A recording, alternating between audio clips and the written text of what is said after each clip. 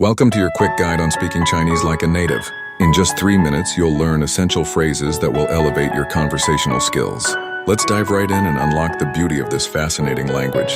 First off, start with the quintessential greeting.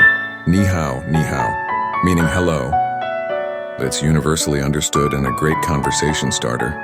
However, to truly blend in with locals, try using mo hey instead, which conveys a relaxed vibe akin to hey.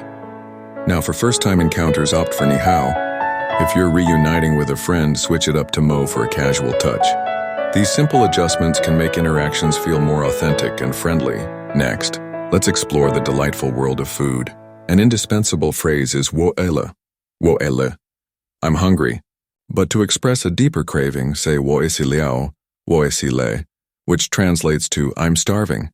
It's a playful way to convey your hunger and opens up delightful discussions about food options. And here's a gem for food lovers. When you're on the hunt for a snack, casually ask your Chinese friend ni yu qi de ma. Ni yu qi de ma? Meaning, do you have something to eat? This friendly inquiry not only seeks food but also invites camaraderie. Now that you've cracked greetings and food vocabulary, let's move on to showing gratitude. This subtle change amplifies your appreciation and makes it feel more heartfelt. Picture this. Someone holds the door for you and a simple xièxiè brightens the moment, infusing kindness into the air. Expanding your phrases allows for richer exchanges, making connections even more enjoyable. So, there you have it. In just 3 minutes, you've learned vital phrases that bring you closer to sounding like a local. Don't hold back, experiment with these expressions and share your experiences.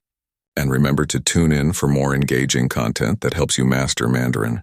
Like, subscribe, and tell us about your favorite Chinese phrases. Until next time, embrace the language and its culture and enjoy your journey through Mandarin.